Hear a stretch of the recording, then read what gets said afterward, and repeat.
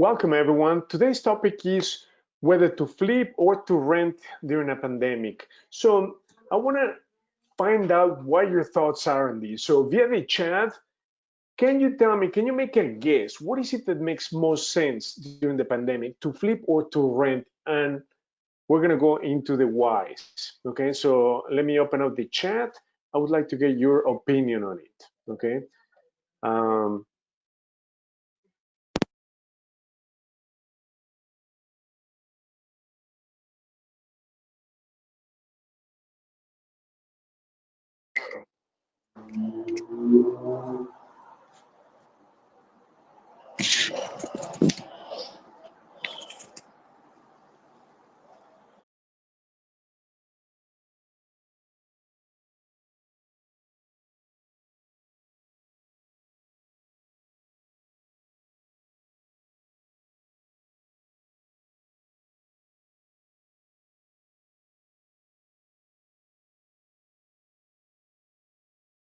Cannot hear you, Hugo.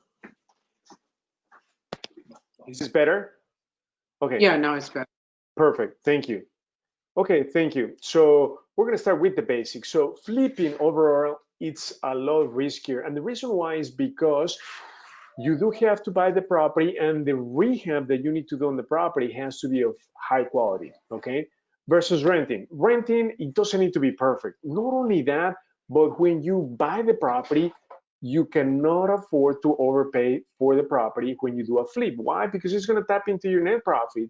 And if you overpay for the property substantially, guess what? You can lose money. Whereas when you buy and hold, you have a lot more flexibility.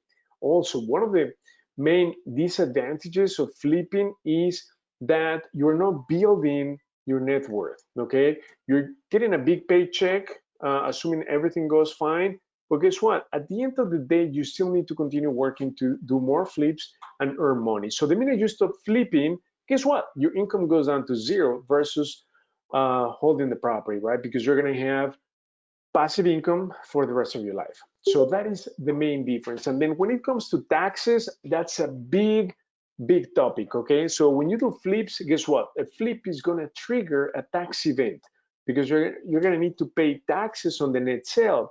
However, when you buy and hold, guess what? You can do a cash out refinance on the rental, and guess what?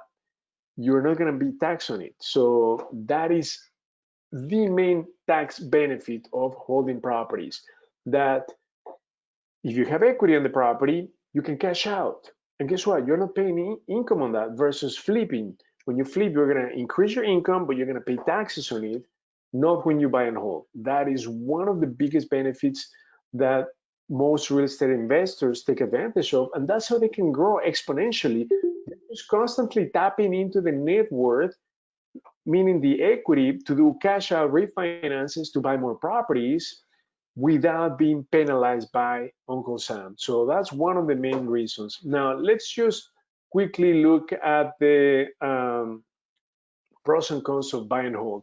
One of the, I would say, cons, but to me it's not a big one, is property management, right? Not thoroughly screening your tenants can give you headaches down the road. So you've got to make sure that you thoroughly screen, run background checks, credit checks, check references, employment, and criminal records, okay? Just to make sure you get the right family, the right individual into your rental. Super, super important, okay? So now the question is, what should you do during the pandemic? Should you flip or should you buy? Well, that's going to be driven by the market where you're doing the transaction, okay? Super important, because it's not like you're going to get a good deal and then buy the property and then you just want to flip it. No, you've got to make sure that you check the market. Does the market support flips? Does the market support buy and holds? So something that you have to keep in mind right now during the pandemic is that today is a seller's market. Why? Because there's a shortage of inventory. So sellers are getting multiple offers. They're getting over asking price for the property. So it's a seller's market. So if you have a property, right now is the time to sell. Not only that, but For buyers, interest rates are historically the lowest, so they can afford more homes, they can afford to pay more. Therefore, selling a property right now, it's a great idea. Now, something that you do need to understand is market swing. So right now, if you buy a property, guess what? You're gonna get into the fall and pretty soon into the winter. This is by far the best time to buy properties. So if you're thinking about flipping, by all means, right now is the time to buy. Why? Because you're going to have less competition. Most investors get too distracted with the holidays, starting with Thanksgiving, Christmas, New Year's, and so forth. Less competition for you. Now, when you buy the property in the winter, in the fall, you're going to be able to rehab the property during this winter time so that early spring, you're going to be able to list the property, okay? And not only that, but during the winter, guess what? You're going to be able to pay 10 to 15% less for a property than if you were to buy during the spring or summer. So something to keep in mind, market swings. Right now is the time to buy. Now, due to elections, nothing is going to happen when it comes to the courts opening up. So they're going to open sometime early next year.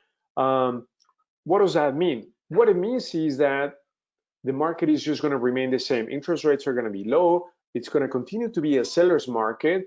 Next summer, things are going to change, okay? Because by then the courts have already opened and there's going to be a huge wave of foreclosure filings, which means a huge opportunity for all real estate investors because we're going to be able to tap into great deals next year and for the next 2-3 years. So it is super important to be aware of that. So what is it that you need to do right now?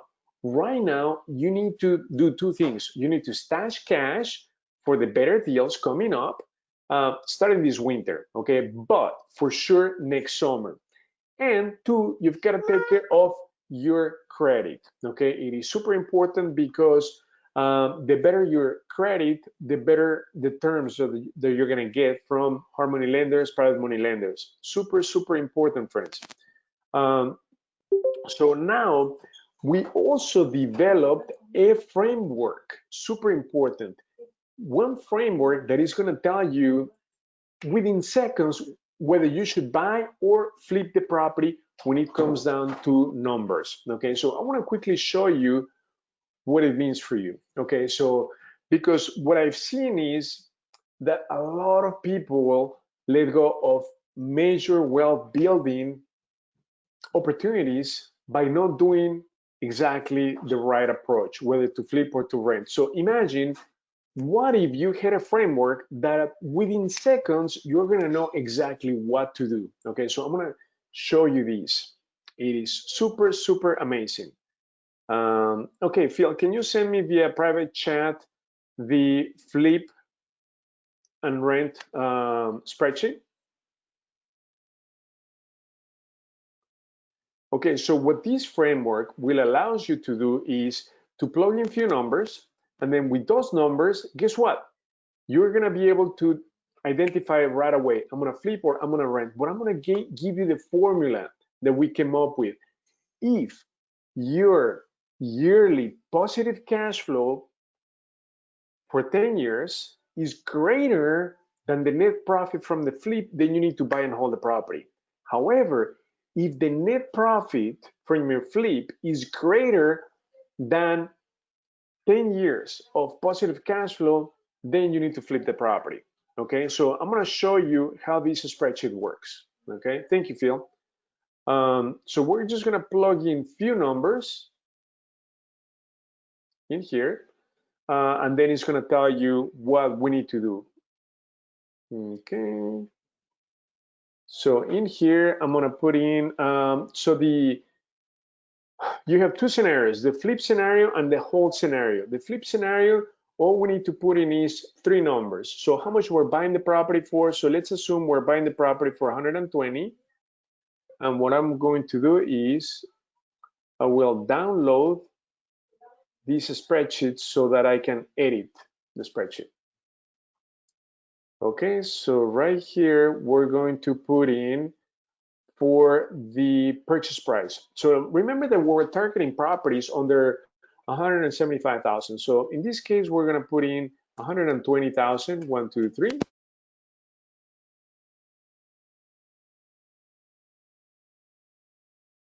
Hugo, we can't hear you. Okay, thank you, Phil. Is that better? Okay, Yes, we can hear you. the ARV is going to be 255, 1, 2, 3. Okay, so now the net profit is going to be 65,000 on this flip. If we buy it for 120, we put in 40, all in is 160,000. But we're going to need to take into account closing and holding expenses, okay, and the cost to sell the property, meaning the commission that we have to pay a broker. So we're going to end up paying about 30,000 just for holding expenses and commissions to sell the property. So we're going to subtract that into the equation, giving a bottom line of 65,000 net profit. Now let's just do the whole scenario. So we're buying the property for the same amount, 120. Now the rehab, as I said before, doesn't need to be as nice, as perfect as for the flip. So the rehab is not going to be 40. Let's say it's going to be 30. 1, 2, 3. And then on the right-hand side, we need to plug in the monthly income. So let's assume it's going to be 1850 a month. Now the monthly expenses like taxes, insurance, maintenance, let's assume is going to be 650. Okay. Now what's going to be my interest rate? It's going to be, right now you can get rates in the mid 5s. So I'm going to do 5.5. Okay, for the interest rate. Actually, I'm gonna do, just to be on the conservative side, I'm gonna do 6%. So right away in here, it's telling me that we need to flip the property. Okay, so in here, I want to show you that monthly net cash flow. Okay, so monthly cash flow, the rent, interest rate. Okay. Right here, I'm going to change what it used to be, 5.5. Okay, so it tells us that we need to flip the property, okay?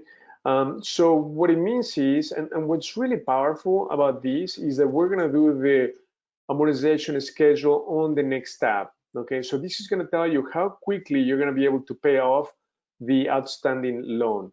So in a nutshell, the formula is that we're gonna take the positive cash flow for the entire year and we're gonna multiply that times 10. And if that is less than the net profit from the flip, then we're gonna flip the property. It is just very, very simple, okay?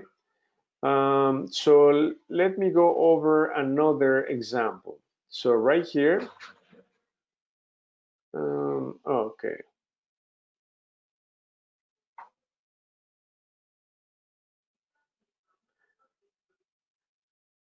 Okay, so we're gonna open up the spreadsheet. Now we're gonna make the example a little bit more appealing towards the rental. So when the rents are pretty high, so let's assume your positive cash flow, we're gonna do it on the calculator, very simple. I just wanna make sure that you get the hang of the formula. So let's assume the positive cash flow is 400 per month. Okay, we're gonna multiply that times 12 months. So this is the positive yearly cash flow, 48. We are going to multiply this by 10, okay? So right here we have 48,000. So imagine if we do a flip for a property, the net profit from the flip needs to be greater than 48,000. Now I'm gonna give you a rule of thumb. When you do a flip, you must make at least a 20% return. So let's assume that we sell the property for 255,000, okay, 255,000. We're going to multiply these times 20%. So we should aim to make a profit of 51,000, okay? But if for whatever reason we don't make 51,000, that means that if we make, let's say, 40,000 or 38,000, that means that we need to hold the property because the positive cash flow in the long run for the next 10 years is going to be greater than the net profit. Is this making sense, friends?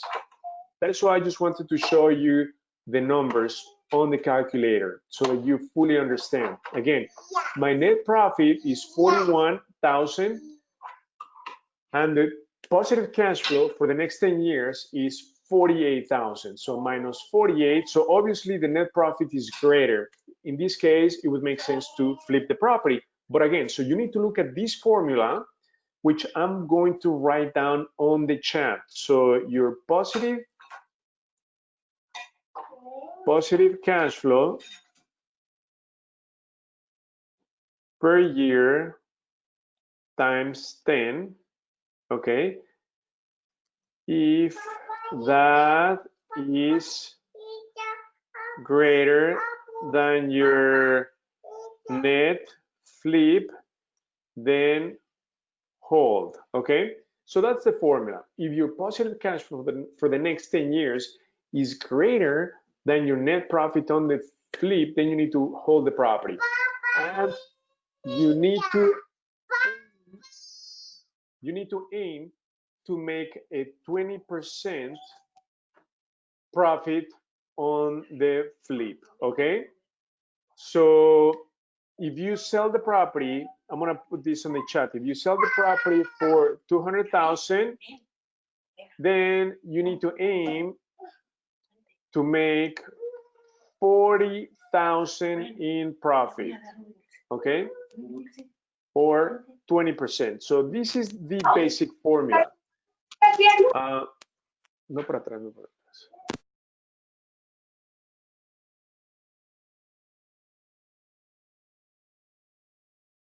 Hugo, we can't hear you.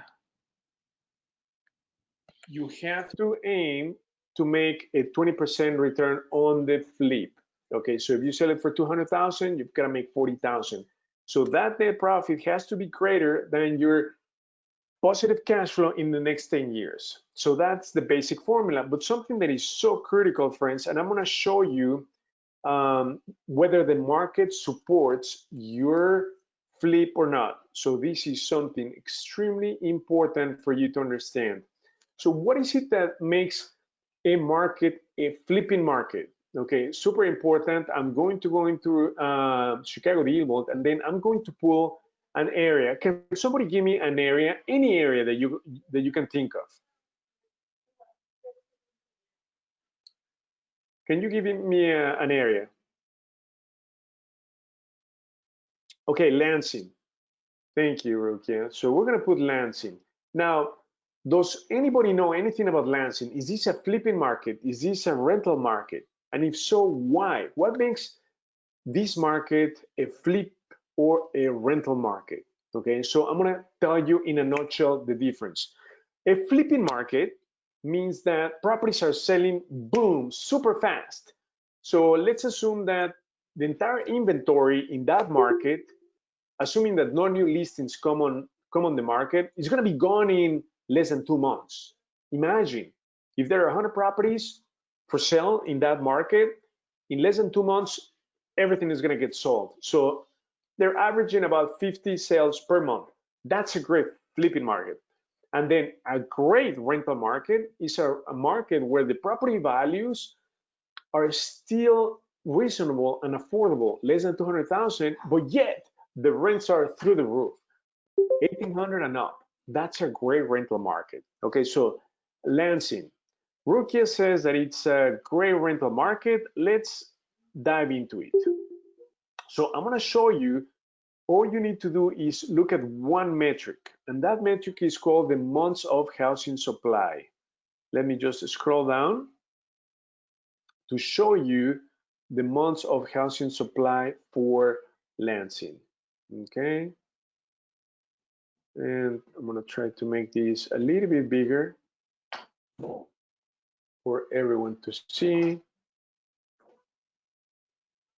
Okay, so right here, months of housing supply. Okay, so for a single family home, it's 3.83. So what does that mean? What it means is that it's going to take you about 4 months market time to sell the property. a single family home. It's going to take about 3 months to sell a condo or a townhouse in Lansing. So I wouldn't say this is a top flipping market, Lansing, okay? Because it takes 3-4 months just to sell the property. Plus the rehab, you're gonna sit on a property in Lansing for about 6 months just to do the flip. And that's going to depend when you buy the property. If you buy the property right now, guess what? You're gonna sit through the fall, through the winter, and then market time may start to kick in sometime in early next year. So you may sit on that property for more than 6 months. So it'll be very risky to do a flip in Lansing right now. Now, let's take a look at the rents. But before we look at the rents, the sweet spot to buy a single family home in Lansing is about $110,000. So it is very, very reasonable. Now, let's take a look at the rents. What are the rents going on for? So a 3-bedroom is going to rent for about $1,500. So imagine if you can buy a property in Lansing for, let's say, $110,000, and you can rent it for $1,500, a 3-bedroom, 2-bath, it's going to cash flow all day long. Why? Because you're going to apply the 1% rule of thumb. If you buy a property all in, purchase price plus rehab, let's assume for $130,000. What's 1% of 130? It's $1,300. So you need to rent it for at least $1,300. But if you're going to rent the property for $1,500, guess what? You're going to have positive cash flow right off the bat. Does that make sense? So apply the 1% rule of thumb on rentals. So in this case, Lansing, absolutely, Rukia, you're right. It's a rental market. So Lansing, it's a great place for rentals. Property prices are still very, very affordable. Are there any other markets that you can think of? Can somebody give me another market? Let's just get the feel of it so that you feel comfortable doing the analysis very, very fast. Or if you have a property address, send it to me. And then we're gonna Westchester, okay? So let's do Westchester. Streamwood, okay. So let's do very quickly Westchester. We have a 3-flat in Westchester, so we know the area very, very, very, very, very good. Okay, so let's open up the months of housing supply for Westchester, okay? So remember, we're looking for less than 2.5. So months of housing supply, check this out, 1.5. So you're gonna be able to sell your property in Westchester in less than 2 months. So that is for sure a great flipping market. Now, what's the sweet spot to buy a single family home? Over 200,000, 220. But what are the rents? And let's apply the 1%. The rents are low, 1,500 for a 3-bedroom, but property prices are over 200.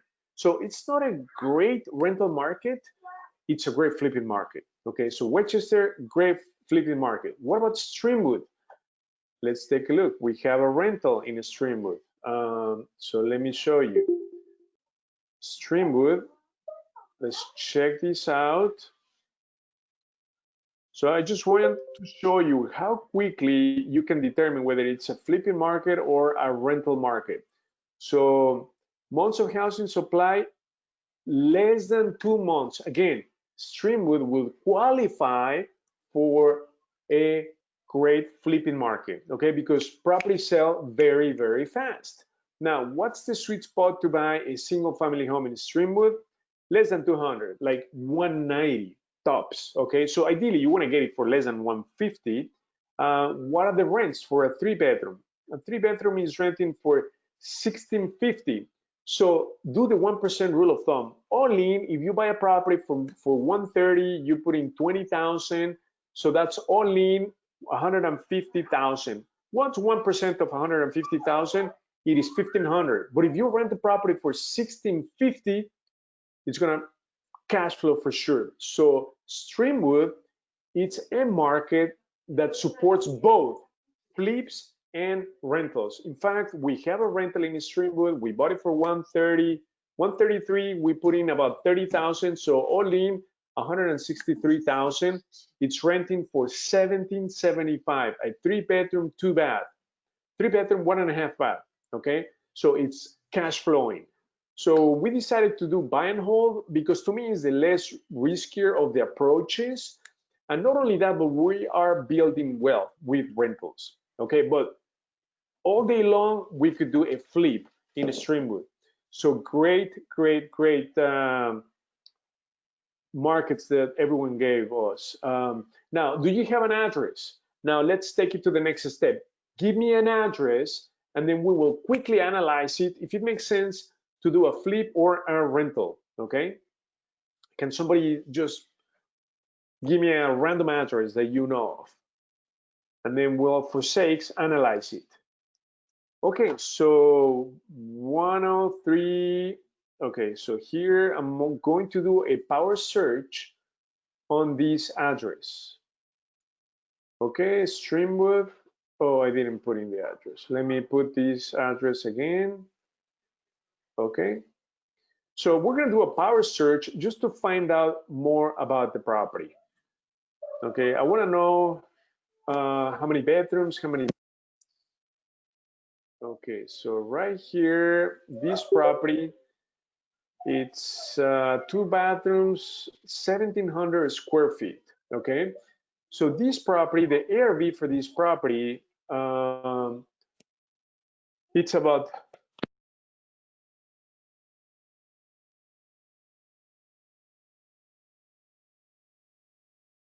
Hugo, we can't hear you. Thank you, Phil. Okay, so this property's ARV is about over 200,000. Okay, so this market supports both a flip and a rental. So now, how much are we going to be collecting in rent for this property? Okay, so we're going to go to the rental calculator. I want to see how much rent we're going to be getting for this property. Okay, so a property of this and then the flip calculator. Okay, so for some reason it's not giving me the rent estimate, but if it's a 3-bedroom, 2-bath, we're going to be collecting close to, for this square footage property, very close to 1,800, from 1,800 to 1,900. It's not going to hit the 2,000, so 1,800, but it depends how much we're going to buy the property for. That is super important. Rukia, how much? It's a 4-bedroom, 2-bath. Okay, so it's a pretty big property. So we should be easily collecting between 1,800 to 1,900 for this property. So we need to buy, for this property to make sense, we need to pay no more than 190 for the property, and the rehab should be less than 40,000. Okay, so purchase price should be no more than 190, rehab no more than 40,000, and we should collect 1,900 for rent. If those are your numbers, then this makes it a great rental. Now, if you want to flip the property, guess what? To flip the property, you have to pay not the 190. You're going to need to pay somewhere in the 160 price range. Okay, that is going to allow you to make at least a 20% return on your profit. So Rukia says the rehab is going to be, oh, okay, so here are the numbers. Thank you very much. So purchase price 130, rehab 165. So all in, it's about 200,000. So this property makes perfect sense. Are you thinking about flipping or renting this property, Rukia? Oh, flipping, perfect. So it's gonna work perfectly because she bought it for a great price, 132,000. It's a great price for this big size property. So let me do the numbers. So the ARV, I'm gonna show you how we came up with the 160 purchase price. So let's use the real numbers. So the ARV is about 290. We're gonna multiply these times 70%. Why 70%? Because 20% is for your net profit, meaning that if you sell it for 300,000, you're going to be making 60,000 on the flip. And another 10% is going to be for your carrying costs, holding expenses, meaning tax, insurance, gas, electric, water, okay, while you rehab the property. Now, we're going to subtract the rehab of 65,000. So you needed to pay no more than 138,000 for the property. Rukia paid 132,000.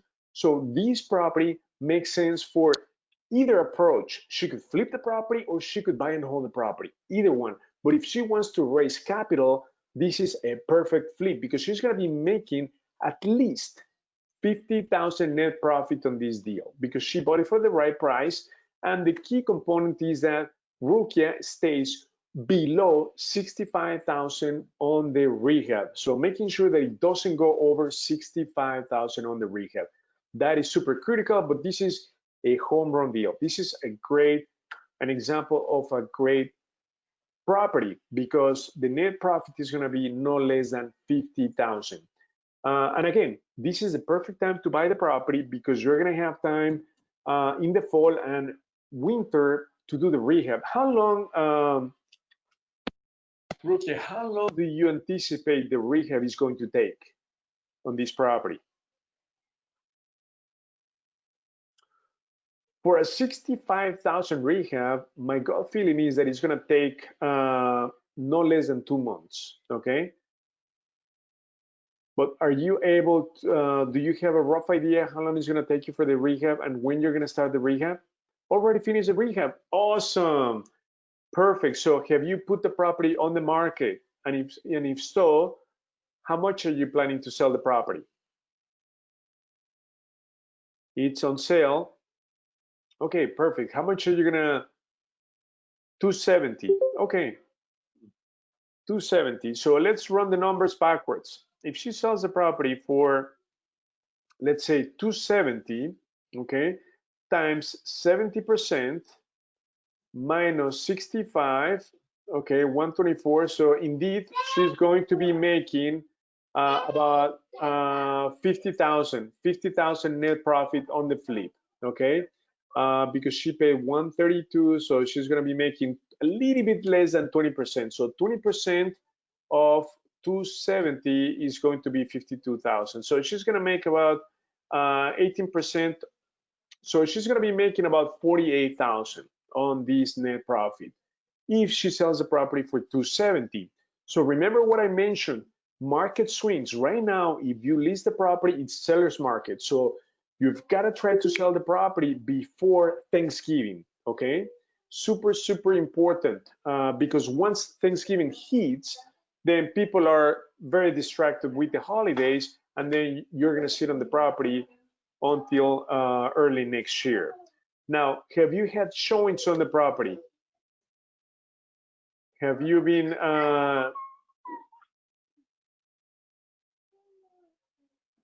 okay? The rehab looks beautiful. So everyone, look at the pictures. Whoa!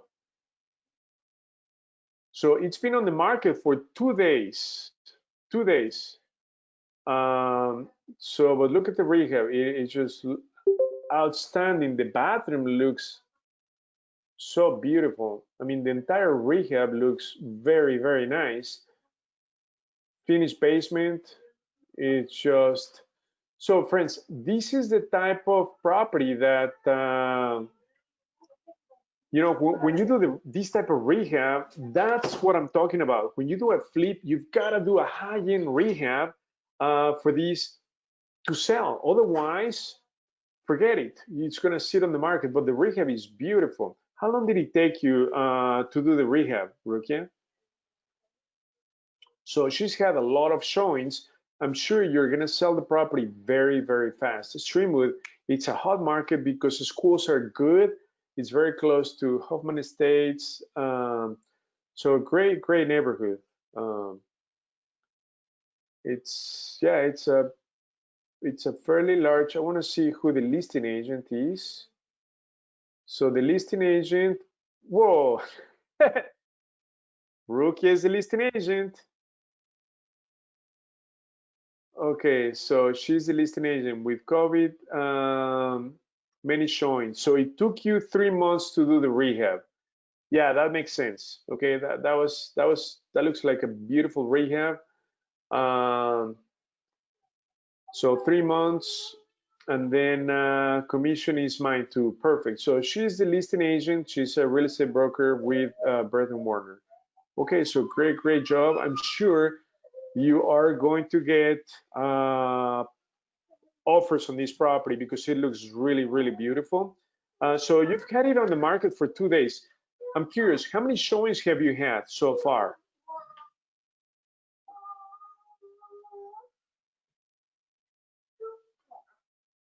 And then she's going to be saving about 2%, 2.5% on commission. So that is very cool.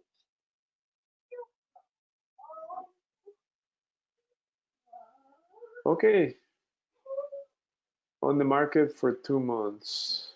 Okay, awesome. So, you know, the numbers work perfect. You're going to be making about 50,000 on this deal when you sell it. So great work. No firm contract yet, lots of showings. Now, I'm curious, what's been the feedback, Rukia, on your showings? Because the rehab looks outstanding. Let me look at the location of the property on the map. So it looks like it's in a quiet street.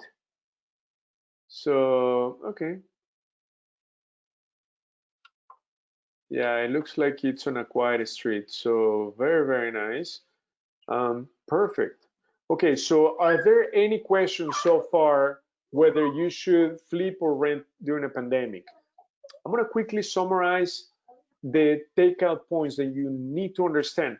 First of all, and most important, you've got to understand what the market supports. Remember, you're going to need to look at, I'm going to put it on the chat, you're going to need to look at months of housing supply, and they need to be less than 2 months. So what it means is that you're going to be able to sell the property in less than 2 months. Okay, super important. That makes it a great flipping market. Okay, now for the great rental market, for a great rental market, you need to pay less than 200,000 for the property, and rents need to be 1% of all in costs. Okay, very simple. So if you buy it for 120, you put in 30, all in 150, and you rent it for 17, 1800, great rental market. Okay, so great rental market means affordable properties, super high rents. Great flipping market, property sells super fast, and there's not enough inventory. That is why the months of housing supply needs to be less than 2 months. Super important, friends, to understand. So once you understand your area, okay, the next step is to run the numbers. So what are the numbers? Remember, if your positive cash flow for the next 10 years is less than your net profit from the flip, then you need to flip it. And remember, you need to make at least a 20% return for the flip to make sense, which means that if you sell the property for 200,000, you need to make 20% of 200,000, that's 40,000.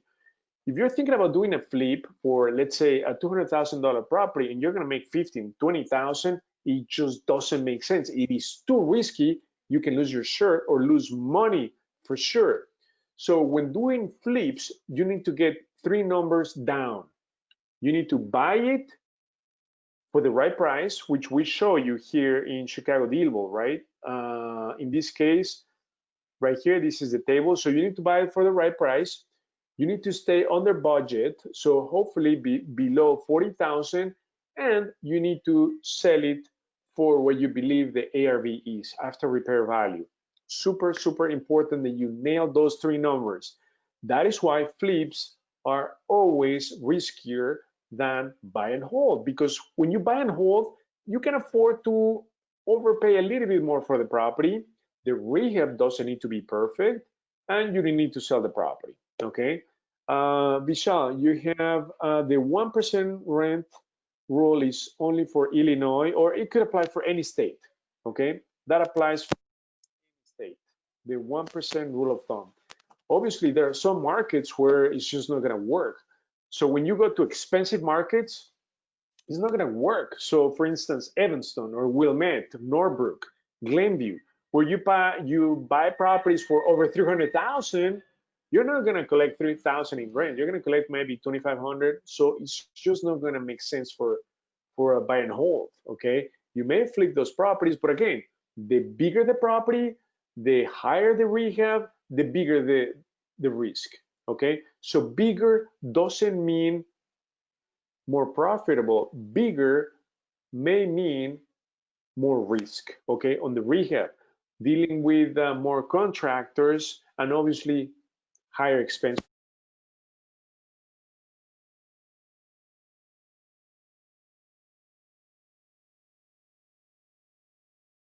We can't hear you, Hugo. Hugo, we can't hear you. Hugo, we can't hear you. So yeah, kudos to Rukia on this property. The rehab looks awesome. I'm sure you're gonna sell the property very fast and make a nice profit. Are there any other questions on the line? I just want to make sure that you fully understand. And what we're going to do is, for those of you who are members of DealVault, we are going to send us an email to support.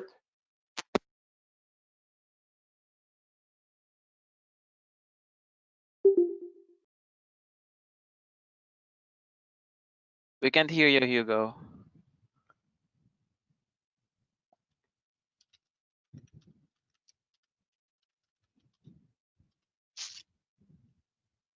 Hugo, we can't hear you. Hello.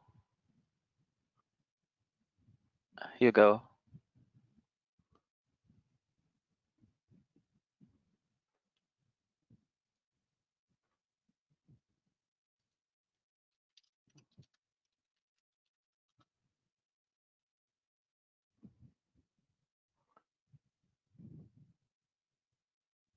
Are there any other questions? So super important. I just want to go over where we went. Perfect. Thank you. Number one step: understand your market. Months of housing supply. If it supports flips, awesome. The area may support both flips and rentals. So the next step is to run your numbers through this spreadsheet that we're going to make available to all of you. Okay. So having those two pieces of information, you can quickly make up your mind and decide what to do. But remember, you should focus on getting great deals on the contract, and then you worry about your exit strategy. You could wholesale, you could flip, or you can rent. Ideally, you are going to do a combination of two strategies. You're going to combine wholesales, and then you're going to combine either flips or rentals, or all three of them, because you want to capitalize yourself, meaning get some big paychecks, and at the same time, you want to build wealth in the long run through rentals, okay? And obviously have passive income for life. Okay, can you hear me? Okay, Yes, we can hear sorry you for now. the sound.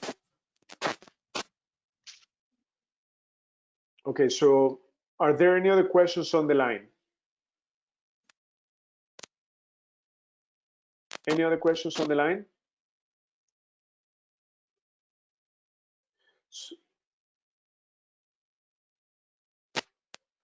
We can hear you, Hugo. Okay, perfect. Perfect. Thank you for confirming the sound is okay. Any other questions? So we're going to give you the spreadsheet to all DealVault members. And as a quick summary, understand your market, what it supports, and then run your numbers to see what makes sense. We're going to give you the framework via the spreadsheet. Focus on finding great deals and leave the exit strategy as a second point to decide. You should focus on finding and getting great deals on the contract. Okay, are there any other questions on the line? If no further questions, we're going to give you free access to DealVault. Phil, if you could please send instructions to get free DealVault for the next 30 days and a free ticket to the upcoming 3-day event organized by Andrew Holmes. The promo code is going to be FLIPS. Somebody's asking, what were you saying after the risk about the more expensive houses versus less expensive? Oh, okay, thank you. So what I was saying is that the bigger the property, the bigger the expenses, the bigger the rehab, the bigger the headaches, the smaller the property, the better off you're going to be. So bigger doesn't mean more money. In fact, it's the other way around. Bigger means more stress, more headaches, more money. That is why we stay away from properties over 2,000 square feet. That is just way too big, because right off the bat, the minute you open up those big houses, the rehab is over 50,000. We want to keep it simple. We found the sweet spot, okay, to maximize your return and minimize your risk, and that is buying properties less than 1,700 square feet, less than $175,000, rehab less than 40,000. That's just going to for sure maximize your return and minimize your risk. Exactly, bigger is not better. So that's a big misconception. And I'm gonna tell you something super important. The money is not on the rehab, okay? The money is on doing a quick in and out transaction, okay? You wanna do many small transactions. You don't wanna do a big transaction, okay? Because that big transaction, if something goes wrong, you might lose everything. Whereas if you do small, simple transactions where you minimize your risk, you're gonna make a lot more money and you're gonna be able to grow exponentially, okay? So yes, Vishal, thank you. The takeaway is bigger doesn't mean better. It's the other way around in real estate. So you've gotta be careful when you go for like big houses. We've done that and it's a big, big risk and big headache, okay? So we like them 3 bedroom, 2 bath, no basement. Basements are headaches. If they flood, that's where you have the mechanicals, your washer, your dryer. It's just super expensive if you're gonna fix a flooding in the basement. So crawl spaces, that's the way to go.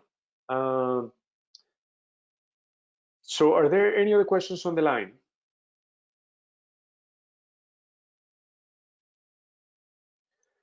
Okay, so if anybody needs a call back from us, from myself, please send us your cell phone via the chat, and then we're gonna call you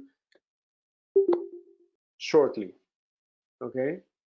If anybody needs a call back, please send us your phone number, and then we're gonna call you shortly, either myself, Phil, Lovely, or some other team members from our staff. So thank you very much, everyone, for joining today's webinar. Please make sure that you join on Sunday, 1 p.m.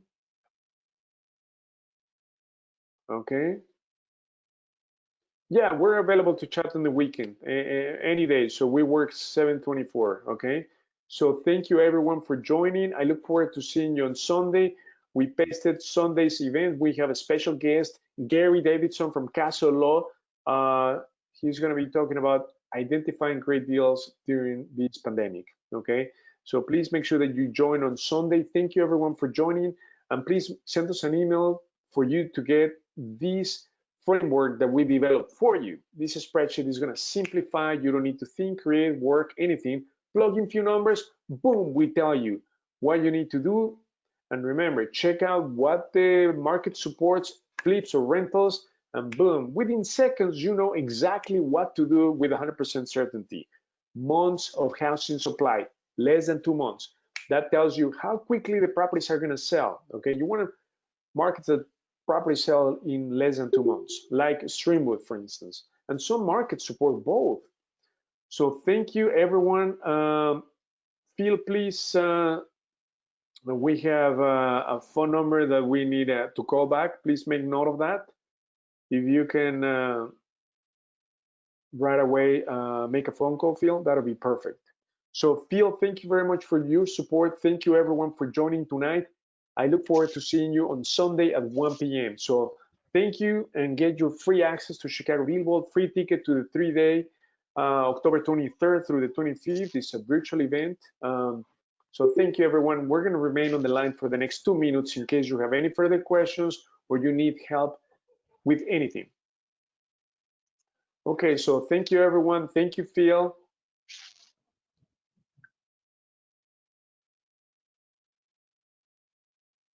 Or getting to know, and sometimes even you have to share.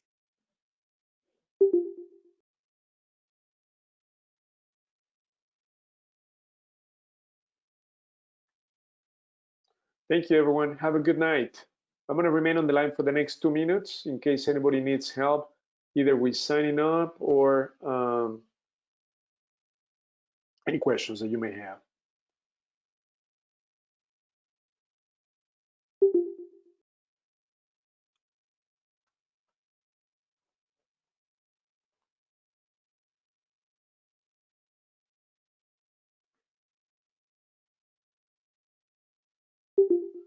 Thank you, Mallory. Thank you, everyone. Have a great night and see you Sunday.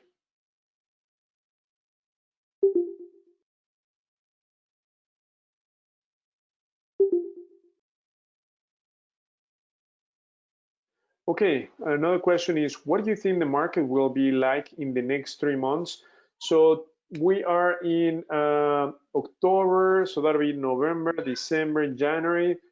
In 3 months, the courts are going to reopen. So we're not going to see much of a difference in 3 months, but by next summer, that's when we're going to see a lot more foreclosure filings. So you're going to see a huge increase in distressed owners that went into foreclosure. Okay, so they're struggling right now, but you are not going to see them right now because the courts are still not open. But by next summer, boom, you're going to see that, and you're going to see price correction. So property prices are going to drop about 5 to 10%, right? Because right now they're still holding high due to the shortage of inventory.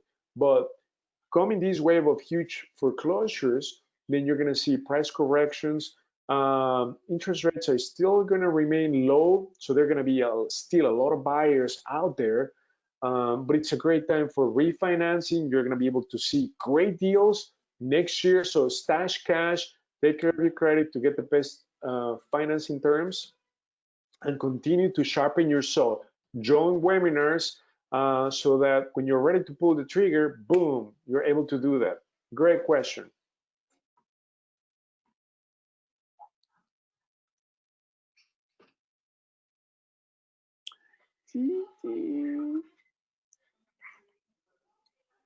Okay. Okay, another question is, do you think as soon as the courts open, the market will drop more than? No, it's not going to happen immediately. So that's going to happen. The prices are going to correct starting next summer, but it's going to go for the next few years. So 2021, 2022, and into 2023. So property prices are going to continue to drop. Why? Because there's going to be a huge wave of distressed properties coming back into the market. Okay, so that excess in inventory is going to level off supply and demand. So therefore, property prices are going to come down. So you have to be very conservative when doing your ARVs because property prices are in the decline for the upcoming 9 to 12 months from now. Okay, so just be aware of it. But nothing is going to happen anytime soon in the next 3 to 4 months due to elections. So you're going to start to see changes next spring. So by March, okay? And then things are going to happen, but it's going to be awesome for all real estate investors. We're going to be able to see a lot of opportunities.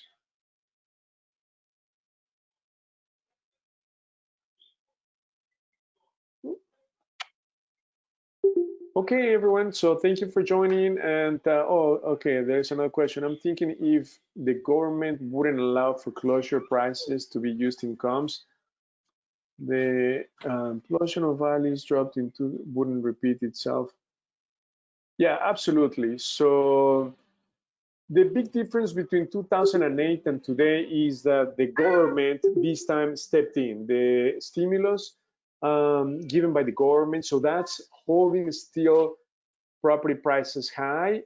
And forbearance, that's the biggest difference between 2008 and now. So homeowners were allowed to skip mortgage payments for the next 12 months. But guess what? Forbearance is going to end early spring next year. By March, forbearance ends.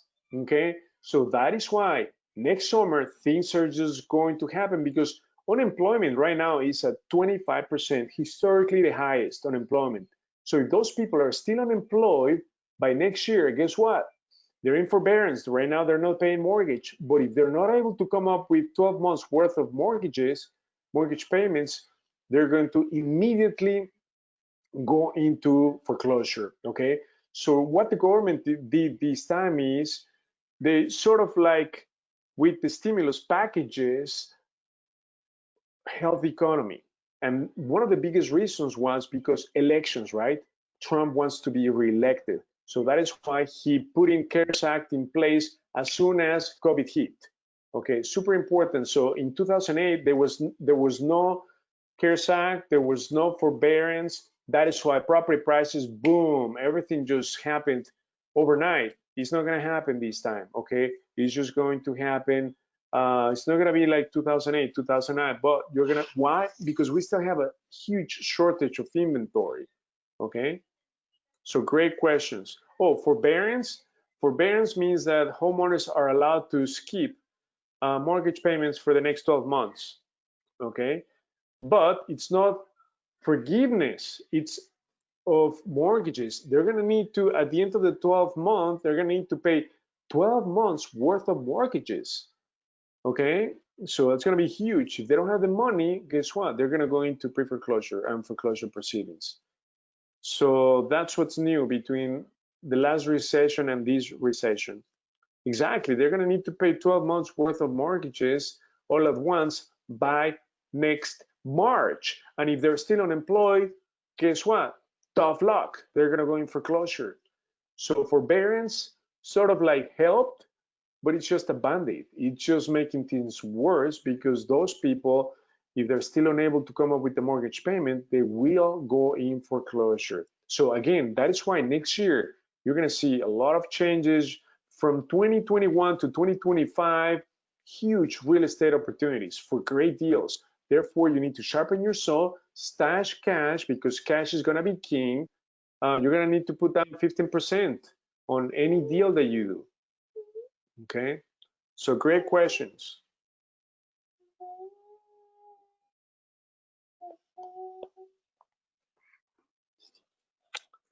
So thank you everyone for joining. I look forward to seeing you on Sunday.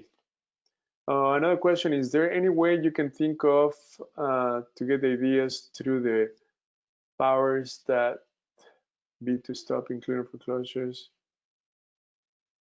Is there a way that you can think of to get the idea through to the powers that in the CMA? We're gonna need to think about that. Yeah, great question. So let me think about it.